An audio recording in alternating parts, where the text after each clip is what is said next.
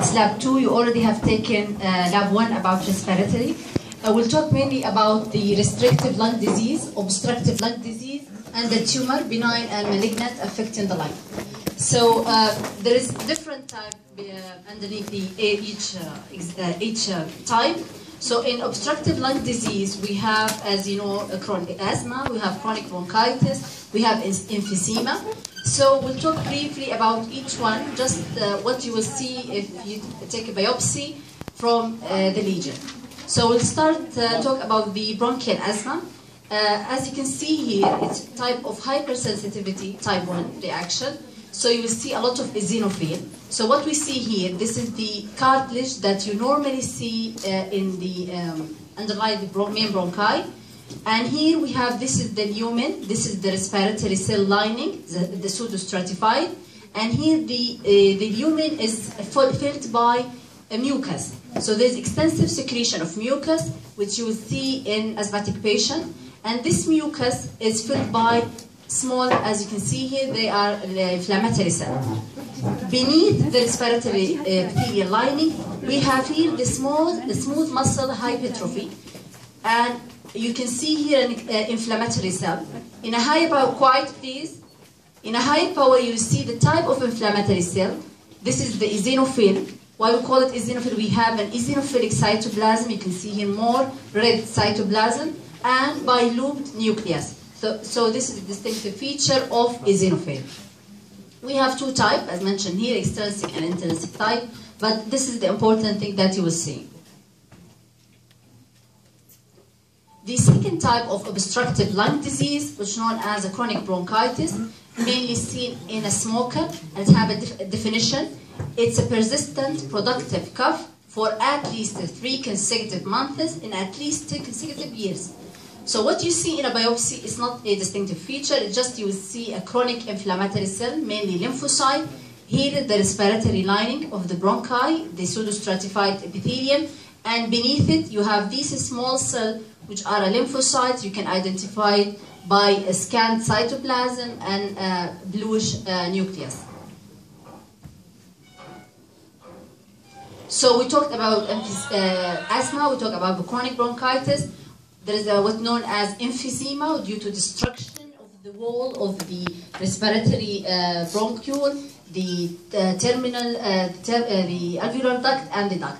So according to the site of destruction, we divide the emphysema to 3 types. We have, we'll talk about it. Now what we see about, what you see in the emphysema, this is the thoracic cavity. The lower part, this is the normal lung, but in the upper part you can see we have like bully, which is under the microscope. You will see it in the coming picture. This is what you see also grossly, the dilated area. This is the emphysematous changes. And as I said, we have 3 types, centrolobular and panlobular. Centrolobular affecting the upper, usually the upper lobes, and panlobular could be the upper, the lower lobe. And we have a paraseptal type. The centrolobular type, you see it in a smoker usually, and it affects the respiratory bronchiole, but the distal compartment are spared, not affected. In a panlobular, the whole unit is affected, when usually seen in alpha-1 antitrypsin deficiency patient. So here another example, but we have another thing that you can see the black color here. It came from the anthracotic pigmentation of the carbon. And this is the type of panlobular that affects the whole respiratory bronchiole, the alveolar duct, and the alveoli. And as I said, it's seen in alpha-1 antitrypsin deficiency. You can see here it's a little bit dilated and due to emphysematous component. And that's what we see under the microscope. So this is sort of a normal alveoli, but here it's dilated, and the septi are destructed by the emphysematous changes. This is the third type, which is known as a paraseptal, usually seen in a tall patient having recurrent emphysema, recurrent rupture of the emphysema, and it's seen at the peripheral, near to the pleural surface. So here we have 2 dilated area. We call it a paraseptal emphysema. So we talked about the obstructive lung disease. Now we'll move to interstitial restrictive lung disease. We have many types of it. We'll just briefly talk about each, just what you see under the microscope and what characterizes each. So we have what's known as asbestosis, which is due to, usually seen in some industry country like UK, rarely seen in Jordan. This is the asbestos fiber wrapped by iron, give us the asbestos body appearance, which is cylinder-like, as you can see here. It's a very distinctive figure of asbestos, and what you see if you do a special stain known as Prussian blue stain, which is a stain, the iron staining, which is wrapped the fiber, so it will highlight the asbestos body, as you can see here, a long cylinder of the asbestos body. Also, the distinctive feature that characterizes the asbestosis, when it affects the pleura, it gives us this yellow. This is the normal pleura, but here we can see a yellow area, and here also another one, and here and this one. We call it as a plaque. It's usually seen in asbestos body, the asbestosis. We call it a pleural plaque. Another things that lead to interstitial or restrictive lung disease, it was what's known as a silicosis. The characteristic feature that you will see, this is a nodule affecting the lung. You can see at the periphery normal lung. Here we have this pink at the center. If you see it in a high power, it's acellular, composed of a collagen bundle and surrounded by minimal inflammatory cell. It's known as a silicotic nodule.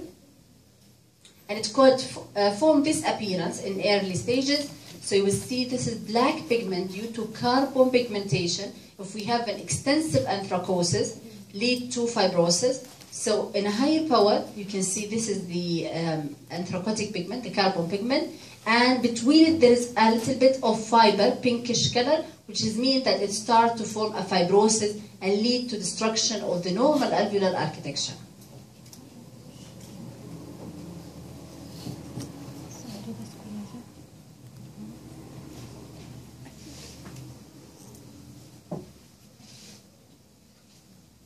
So now we'll talk about the good posture syndrome, which is antibody against the basement membrane of the normal lining of the alveoli, and it also affects the kidney. So lead to glomerulonephritis in the kidney, and in the lung lead to intraalveolar hemorrhage. So you can see here we have, this is the alveolar lining, and in the space you can see the RBCs, which mean the intraalveolar hemorrhage, and give you the clue or hint that this is a good posture, could be a good posture syndrome, but by doing the serology and affecting the kidney, you will get the definite diagnosis.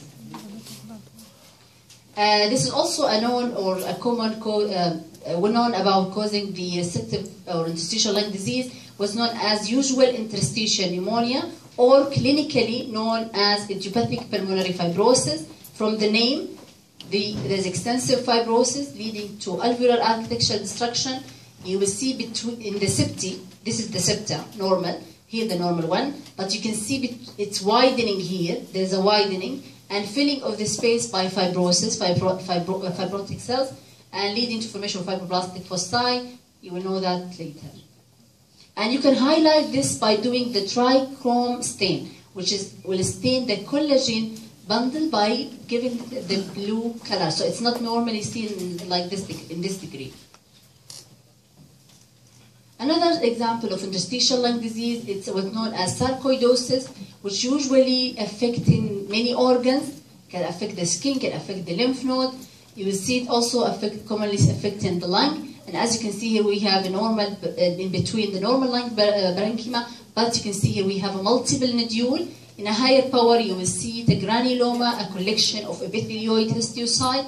And what characterizes the sarcoidosis is the minimal amount of inflammatory lymphocyte and inflammatory cell around the granuloma, and also the presence of fibrosis. So it's sort of well circumscribed granuloma.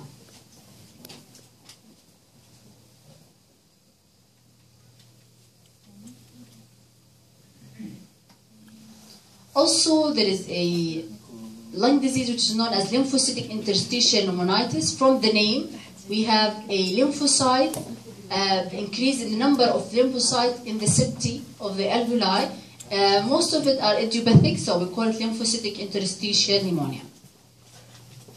Also, another disease known as a desquamative interstitial pneumonitis from the name. There is a desquamative. What are they? They are an alveolar macrophages or a histiocyte accumulation in the alveolar space. Take the appearance of squamous cells. So it's a histiocyte but looks like squamous, filling the alveolar space. So having more eosinophilic cytoplasm and polygonal appearance. It's diffusely affect the whole lung, and it's disease seen most commonly in a smoker. This is what's known as a corporal amylasia. You will see it also in the prostate. You can see it in the brain, and they are a blue or purple layer secretion, having no clinical significance. Just to know about it. So now we'll talk about the tumor. So we divide the lung tumor to, if it's epithelial, to small, non-small cell, and neuroendocrine tumor. So the small cell, its own division. Then we have a non-small cell. We divide it to squamous, adeno, and large. In this example, you can see this is the trachea. So this tumor is central, near to the trachea. Most commonly, it's a squamous cell carcinoma because they prevent the central appearance due to the origin of the tumor, which is from squamous metaplasia, dysplasia, and then forming the squamous cell carcinoma. So what we see also, things that characterize squamous cell carcinoma is presence of the cavity. So central position and the cavity goes with squamous cell carcinoma. So what we see under the microscope, if we take a section, here we have a nest of malignant cells. They are loss of polarity, loss of orientation. We have a little bit hyperchromatic here, and we have high NC ratio. And we call it a squamous because it's a carcinoma malignant, but looks like squamous cell. How we know that it looks like squamous? By the presence of keratin or presence of intercellular bridges between the cell. So if we can see it in a higher power, between each cell here we have a desmosome or intercellular bridges. So it gives you the hint that it is a squamous. And the presence here of keratin, this is also a squamous cell carcinoma. You can see here we have a mitotic figure and apoptosis. This is a mitosis. And here we have this keratin, which looks like eosinophilic pinkish material, acellular. You will see it forming a pearl sometimes, and give you the hint that this is a squamous cell carcinoma.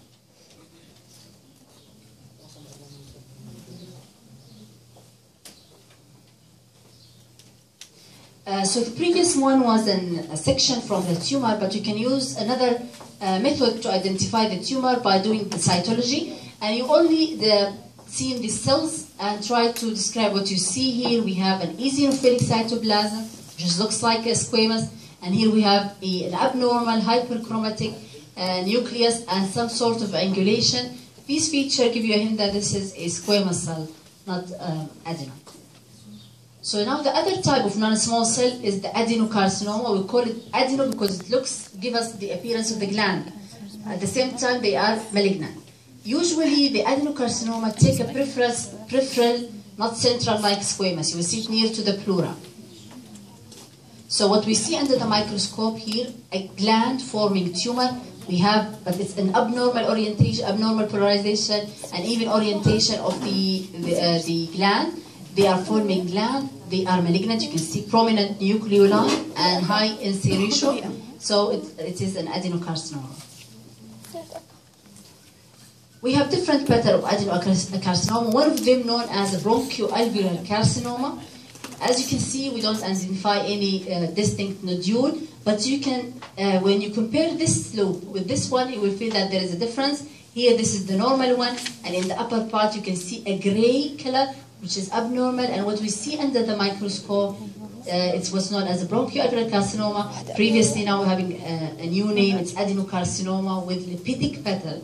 Why we call it lipidic pattern or bronchoalveolar carcinoma? Because the tumor is spread along the septal wall. It's not destructing the wall. So taking this a bit, it's not forming a tubules like the previous one. It just spread along the septal wall. We call it a bronchoalveolar carcinoma. Now we talk about the non-small one. We'll talk about the small one here, known as small cell carcinoma. You can see here we have a yellow infiltrating tumor. And here the tumor take the appearance, take the spread along the bronchi. Here we have these. This is the lymph node, normal lymph node. And why they look black? Because there is a carbon pigmentation, anthracotic pigmentation. You can see it in a smoker, even in a normal patient, a normal person. So that's what we see under the microscope. This is the small cell carcinoma. How we know this is a small? You cannot identify the cytoplasm. It's a little bit larger than lymphocyte, but it's still smaller than the adeno and the squamous, smaller than 3 consecutive lymphocytes. And you can see here we have what's known as a crushing. You cannot identify any cell, it's just crushed cell. And you can see a lot of mitosis and apoptotic figure. So I'll give you the hint that this is small cell carcinoma. Let's back to the non-small. We have, as we said, adeno and squamous. Here we have what's known as a large. It also give you a nodule. We call it a large cell carcinoma. If it's not fit to squamous or adeno, we call it large cell carcinoma. And the third figure, which is a neuroendocrine tumor, we have, it could be carcinoid, atypical carcinoid, and large neuroendocrine carcinoma. Here you can see the bronchi, but it's obstructed by a mass. And that's what we see under the microscope. This is the bronchi. Here we have a cartilage, here we have the gland, and the lumen is obstructed by a sheet of monotonous, looks like each other, having a salt and pepper chromatin known as a carcinoid tumor. And this is the benign form of lung tumor. We have here a well circumscribed, they call it in the X-ray a coin lesion or a coin-like lesion. It looks like the coin. And it's known as a pulmonary hamartoma. Why would they call it hamartoma? The hamartoma is a neoplasm in any organ, you see it, composed of the normal tissue element found in this organ, but in abnormal or haphazard arrangement. So you see the cartilage, but you see it mainly in the main bronchi. You see the respiratory lining, but lining the bronchi and the bronchiole. But here you can see they are sitting at peripherally, and we have a cartilage. Near to it we have these gland by respiratory lining. We have a fibrous tissue, and also sometimes you can see a fat or a lipid between it. So also the lung can affect by metastatic tumor coming from other organ like prostate or breast. Usually the metastasis, we have a multiple nodule, not only single one. So you can see here we have a multiple nodule, small in size. They could be more larger like this one. We have a large nodule, varied in size. Or it can spread along the septi or lymphatic. So we see like here whitening lines. You can see it covering the lung. Here also another example, you see these white area, they are all define the metastasis. And if you see they are well circumscribed, mostly they are within the lymphatic. And that's what you see under the microscope. This is an abnormal malignant cell seen within the space. This space, as you can see, lined by endothelial cells, so it's a lymphatic spread. It also can affect the surface of the lung, only the pleural surface, and here the underneath are normal, not affected. So we talked about the lung tumor. Now we'll talk about the thing that cover the lung, which is the pleura. So sometimes the tumor can originate from pleural surface, and we call it a mesothelioma. So as you can see, the normal pleura are translucent, but here it's thickened by tumor. We call it. We have three types of mesothelioma. We have the epithelioid and the spindosarcomatous one, and we have the mixed pattern. And that's what you see under the microscope. They are forming a sort of gland, so they are epithelioid mesothelioma. Any question?